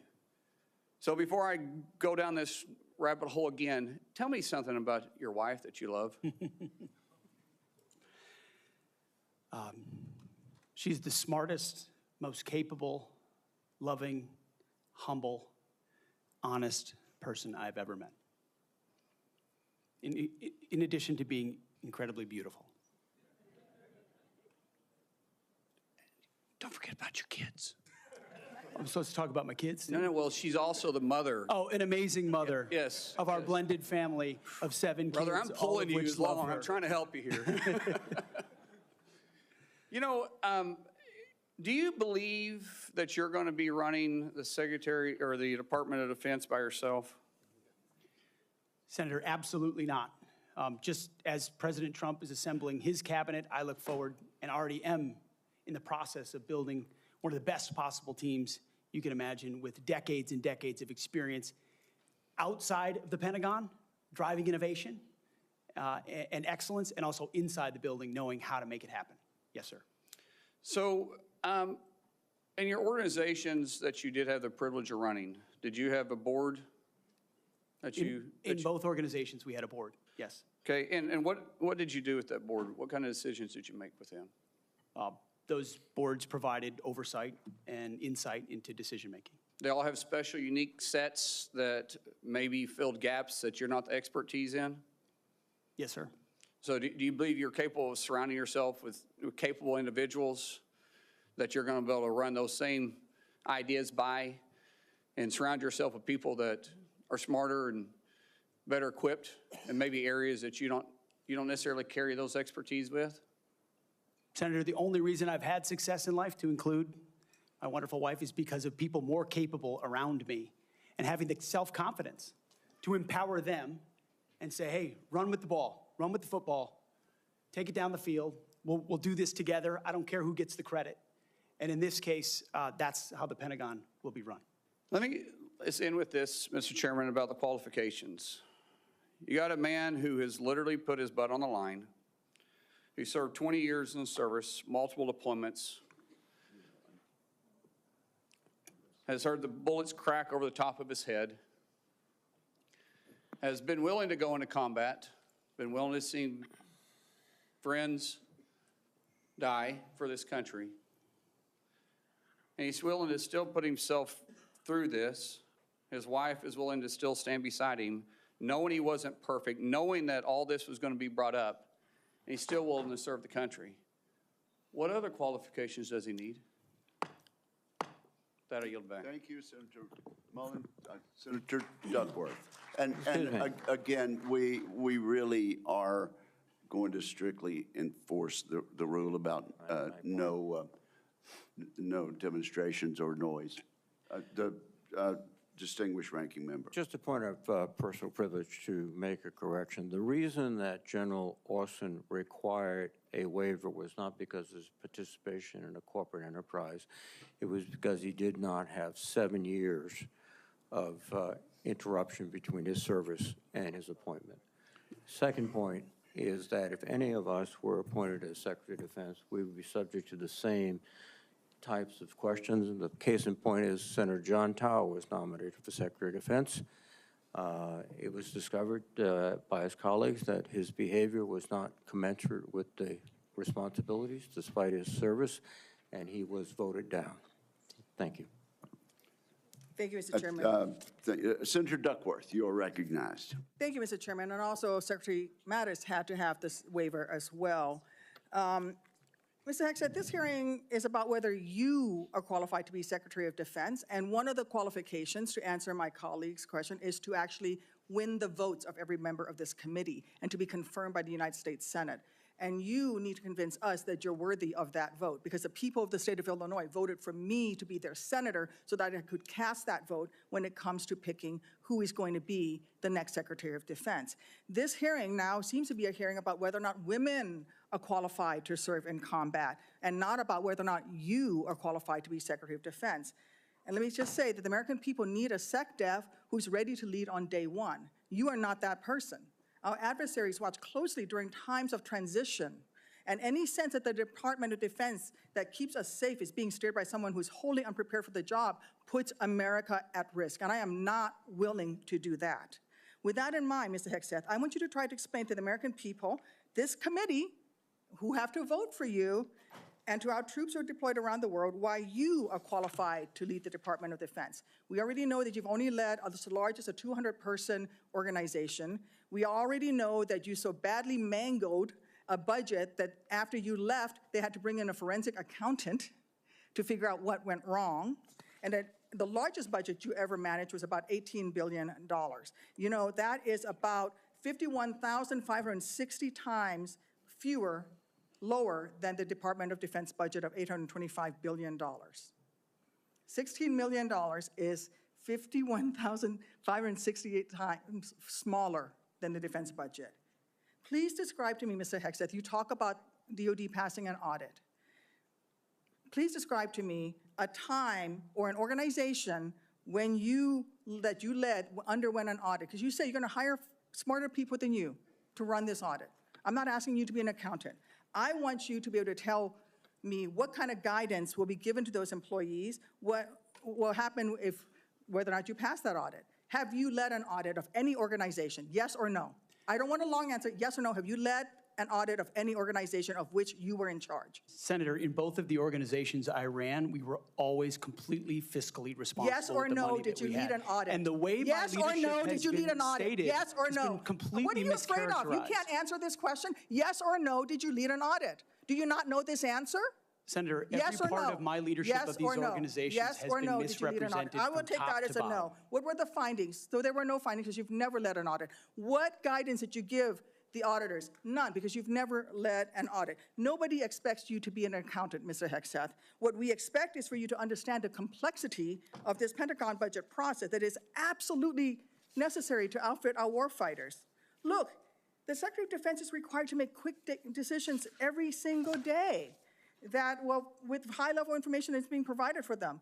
A Secretary of Defense has to have breadth and depth of knowledge. Right now, I am concerned that you have neither. Mr. Hegseth, what is the highest level of international negotiations that you have engaged in, that you have led in? Because the Secretary of Defense does lead international security negotiations.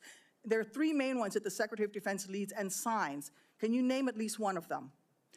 Could you repeat the question, Senator? Sure. What is the highest level of international security agreement that you have led? And can you name some that the Secretary of Defense would lead? There's three main ones. Do you know? I have not been involved in international security arrangements because I have not been in government other than serving in the military. So my job has been to no, the lead answer is men no. and Can you women in name one of the combat. three main ones that the You're Secretary talking of about Defense defense signs? arrangements. I mean, NATO might be one that you're referring to. Status of Forces Agreement would be one of them. Status of Forces Agreement. I've been a part of teaching about Status of Forces Agreements. But you don't inside remember to Afghanistan. mention it? You're not qualified, Mr. Hegseth. You're not qualified. You talk about repairing our defense industrial complex. You're not qualified to that. You could do acquisition and cross-servicing agreements, which essentially are security agreements. You can't even mention that. You've done none of those. You talked about the Indo-Pacific a little bit, and I'm glad that you mentioned it. Can you name the importance of at least one of the nations in the ASEAN, and what type of agreement we have with at least one of those nations? And how many nations are in ASEAN, by the way? I couldn't tell you the exact No, you amount of couldn't, nations because in you've that, not but I even know we have bothered to allies do- in South Korea and Japan and in AUKUS with Australia, trying to work on submarines with them. Mr. and data Hegseth, transfers none with of those them. countries We are have in allies ASEAN. across. None of those three countries that you've mentioned are in ASEAN. I suggest you do a little homework before you prepare for these types of negotiations. Listen, Mr. Hegseth, we ask our troops to go into harm's way all the time. We ask them to go into harm's way. And this behind me is a copy of the Soldier's Creed, a copy that usually hangs over my desk here in the Senate, and you should be familiar with it. It's the same copy that hung over my desk at Walter Reed every single day that I woke up and fought my way back because I wanted to go back and serve next to my buddies who'd saved my life. This same copy, these words are repeated over and over and over again. And let me read out two things to you, two sentences. I will always place the mission first, and I am disciplined, physically and mentally tough, trained and proficient in my warrior task. Mr. Hegseth, our troops follow these words every single day, and they man up and they pack their rucksacks and they go to war. And they deserve a leader who can lead them, not a leader who wants to lower the standards for himself or raising the standards for other people. And by the way, our troops already meet the standards. We ask troops to man that ship, fight that fire, fly that helicopter until their very last breath. And they do that every single day. They cannot be led by someone who's not competent to do the job. How can we ask these warriors to train and perform the absolute highest standards when you are asking us to lower the standards to make you the